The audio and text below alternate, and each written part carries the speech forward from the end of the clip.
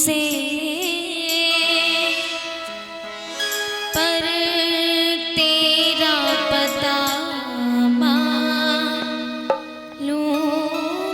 नहीं।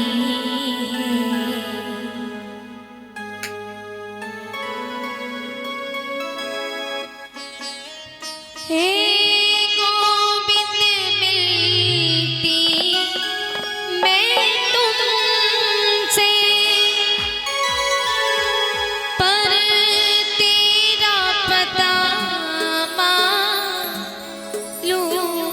नहीं।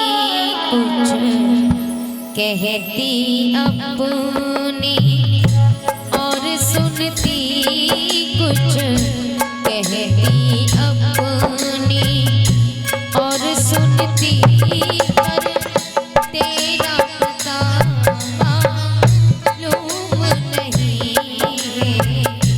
गोविंद मिलती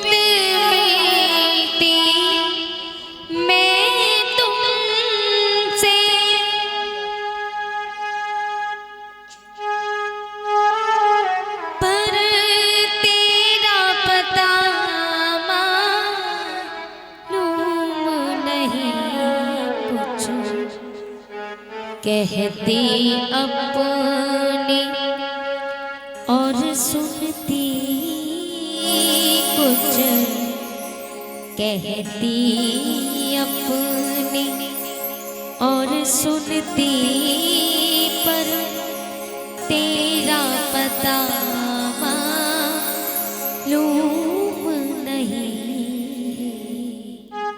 गोविंद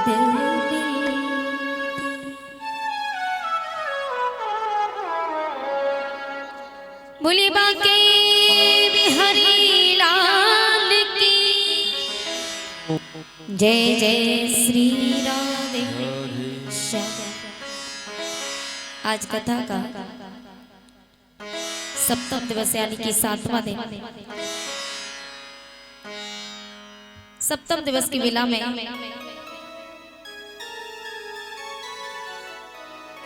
व्यास नंदन श्री सुखदेव जी कहते हैं, राजन परीक्षित, आज कथा का अंतिम दिवस है, आज तुम्हारा उद्धार हो जाएगा।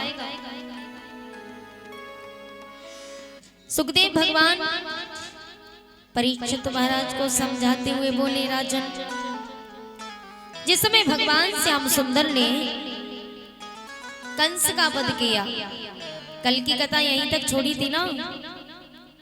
भगवान ने कंस का वध किया, अस्थि और प्राप्ति रोने लगे। भगवान श्री हरि जेलों में अपने नाना नानी को छुड़ाते हैं, अपनी मैया बाबा को छुड़ाया।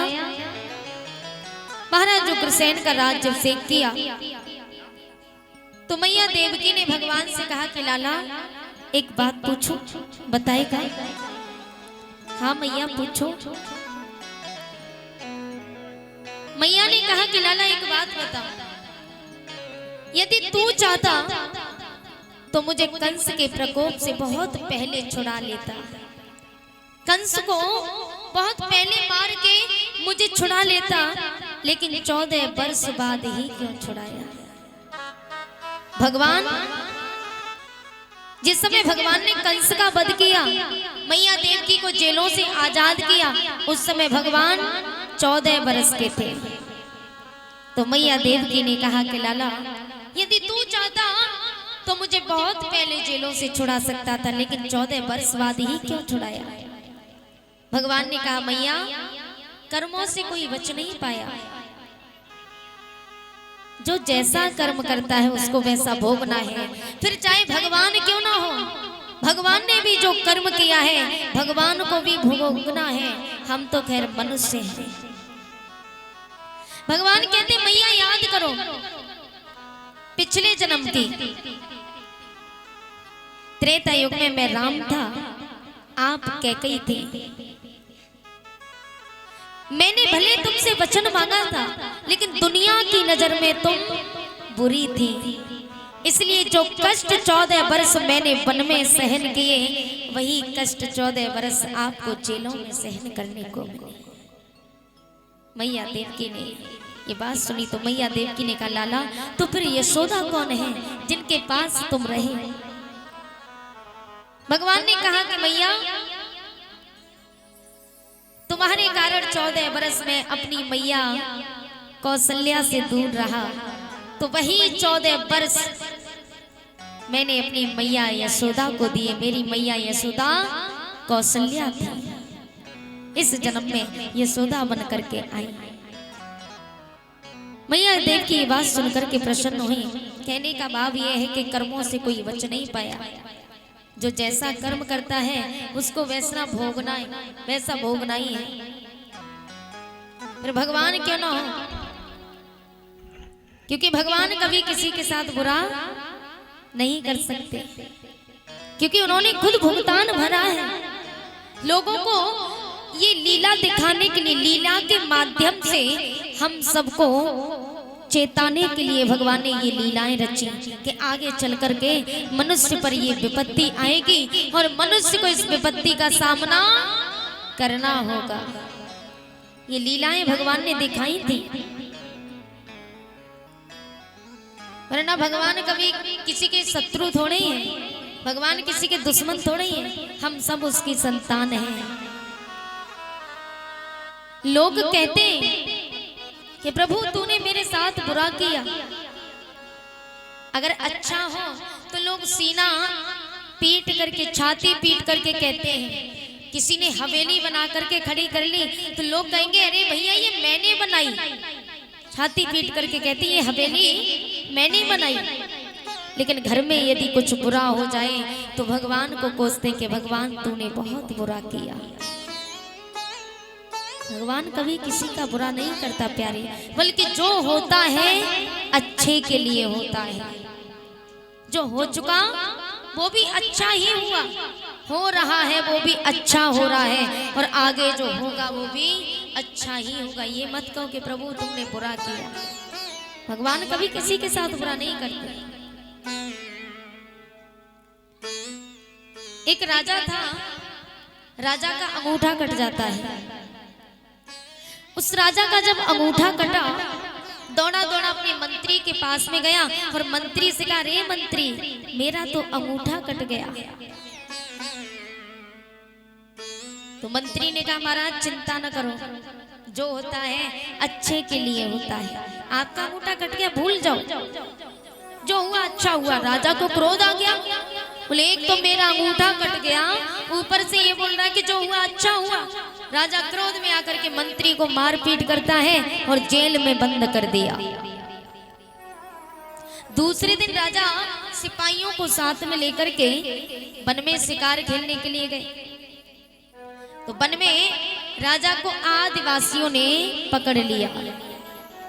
आदिवासी एक एक करके सबकी बलि चढ़ाने लगे। अंत में जब राजा का नंबर आया तो राजा की बलि चढ़ाने वाले थे कि नजर पड़ी अंगूठे पर। आदिवासियों ने रोक दिया, ठहरो हम इसकी बलि नहीं चढ़ा सकते। क्यों नहीं चढ़ा सकते? बोले इसका अंगूठा कटा, इसका शरीर खंडित है, इसलिए इसकी बलि नहीं चढ़ा सकते। राजा के प्राण बचे। राजा दौड़ा दौड़ा मंत्री के पास गया, चरणों में गिर गया, अरे मंत्री तू बहुत सही है, तूने सच कहा था कि जो होता है अच्छे के लिए होता है। मेरा अंगूठा कटा, मेरे प्राण बच गए, मेरे साथ ही अच्छा हुआ, ये तो समझ में आ रहा है। लेकिन तेरे साथ क्या अच्छा हुआ जो मैंने तुझे मारा पीटा जेल में बंद कर दिया? तो मंत्री ने कहा महाराज मेरे साथ ये अच्छा हुआ, अगर आप मुझे मारते नहीं, पीटते नहीं, जेल में बंद नहीं करते तो आपके साथ मैं भी शिकार खेलने जाता और मेरी भी बलि चढ़ा दी जाती। इसलिए प्यारे, जो होता है अच्छे के लिए होता है। भगवान से ये मत कहो कि भगवान तूने बहुत बुरा किया। अरे भगवान क्यों बुरा करेगा? भगवान तो सबका है, हमारा है, आपका है। ये सुख दुख भी आते ना, ये हमारे कर्मों के कारण आते हैं। लोग कहते हैं कि मैं इतना पैसा कमाता हूँ लेकिन फिर भी पास टिकता ही नहीं। क्यों नहीं टिकता? आपके कर्मों के कारण। कर्म प्रधान विश्व रच राखा, जो जस करे सो तस फल चाखा। जो जैसा कर्म करता है उसको तो भोगना ही भोगना है प्यारे। इसलिए भगवान तो सबसे प्रेम करते हैं, किसी का शत्रु नहीं है प्रभु। लेकिन फिर भी लोग, ये दुनिया वाले फिर भी भगवान को न जाने। ऐसे कितने लोग हैं संसार में जो भगवान को गालियां देते हैं। जरा सा दुख आया तो भगवान को कोसते, आज के बाद हम उसकी पूजा नहीं करेंगे। जितना पूजते हैं उतना दुख देता है। अरे तो दुखों का संघर्ष करो। जरा सा दुख आया तो आपने भगवान को पूजना ही छोड़ दिया। भगवान भी कहता जरा सा दुख आया तो इसने मुझे छोड़ दिया। जब दुख में मुझे छोड़ रहा है और सुख में मुझे पकड़ रहा है, सुख के लिए मुझे पकड़ रहा है और मैंने थोड़ा सा दुख दिया तो पीछे हट गया, तो ये मेरा भक्त बनने लायक नहीं है। दुखों का संघर्ष करो। जीवन उसी को कहते हैं प्यारे, उसी का जीवन जीवन कहलाता है जिसने जीवन में संघर्ष किया हो। और जिसने संघर्ष ही ना किया हो उसका जीवन जीवन नहीं है।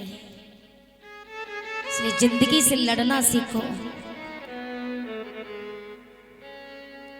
हार मत मानो, भगवान पर विश्वास रखो, भगवान पर भरोसा रखो कि प्रभु ये दुनिया साथ छोड़ जाए तो छोड़ जाए, लेकिन आप मेरे साथ हो। और ये आप अटल विश्वास बना लोगे भगवान के प्रति कि प्रभु आप मेरे साथ हो, तो मैं ये बात दावे से कहती हूँ कि जीवन में कभी आपकी हार नहीं होगी, जीत आपकी ही होगी। माना कि दुख आएगा, दुख आ सकता है आपके जीवन में, लेकिन आपकी हार नहीं होगी।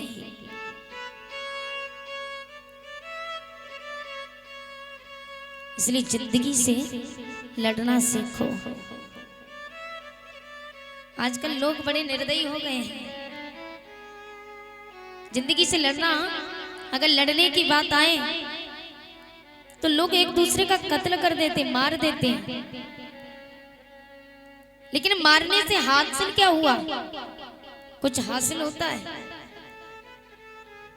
कुछ हासिल नहीं होता। यदि किसी को मारना है तो मारिए एहसान से, हाथ क्या आएगा यदि मार दोगे जान से।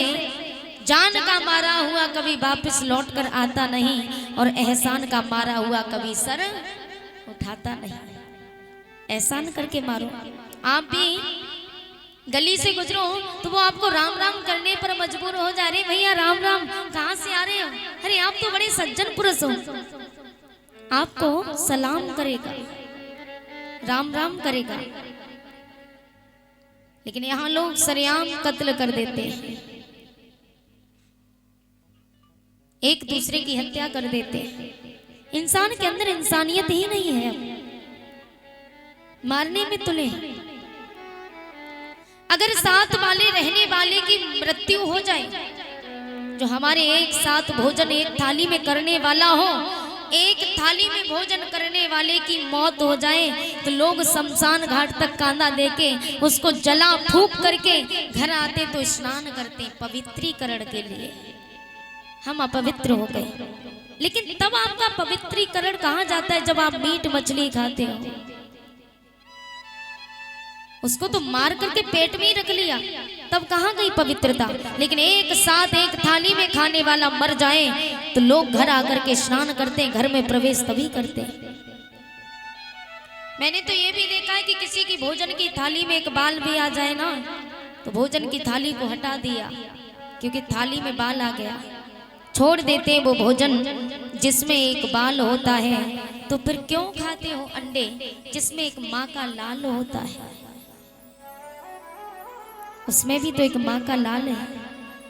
अरे वो से तो दुनिया में आने से पहले आपने उसका खात्मा कर दिया, उसको मार दिया। हमसे और आपसे अच्छा जीवन तो पशुओं का है, पंछियों का है, कीड़े मकोड़ों का है। हम और आपसे अच्छा। आप जाके कोयल से पूछना कि तेरा जीवन कैसा है, वो भी कहेगी कि जीवन एक संगीत है। कोयल को राग सी, भौरे को पराग सी, पतंगे को चिराग सी लगती है जिंदगी, चिड़ियों को चहक सी, तितली को महक सी, और मधुमक्खी को शहद सी लगती है जिंदगी। मधुमक्खी से पूछना भाई तेरा जीवन कैसा है, कैसी कट रही है? मधुमक्खी भी कहेगी अरे भैया जीवन बड़ा मीठा है, आनंद लेते रहो, बड़ा आनंद आ रहा है। सूर्य को सविता सी, पपीहे को कविता सी, मछली को सरिता सी लगती है जिंदगी, चकोर को ससी सी, पुष्प को हंसी सी, लेकिन इस मनुष्य को ही फंसी सी लगती है जिंदगी, लगती है जिंदगी। आप मोर से पूछना कि भैया तेरा जीवन कैसा है, तो मोर कहेगा कि जीवन बड़ा आनंद आ रहा है, मन कर रहा है कि नाचते रहो, जीवन में नाचते रहो। फूल से पूछना तेरा जीवन कैसा है, वो भी कहेगा अरे जीवन में मुस्कुराना ही तो है, मुस्कुराते रहो। लेकिन मनुष्य से पूछना कि भैया कैसी कट रही है, मनुष्य कहेगा अरे भैया क्या बता, बस जी रहे, मर रहे, कट रहे। तो क्यों? अरे जब हम एक मनुष्य होके खुश नहीं रह पा रहे, वो तो पशु पक्षी जानवर होके, नाली में रेंगने वाले कीड़े मकोड़े हैं ना, वो भी कितने प्रसन्न हैं, वो भी आनंद में जीवन बिता रहे हैं। लेकिन हम सब कुछ कर सकते हैं, जो इच्छा हो वो खा सकते हैं, जो इच्छा पहन सकते हैं, जहां इच्छा हो वहां जा सकते हैं, तो फिर किस बात का कष्ट? हजारों झंझट पाल करके रखे हैं जिंदगी में, जिंदगी एक उलझी सी बन गई है।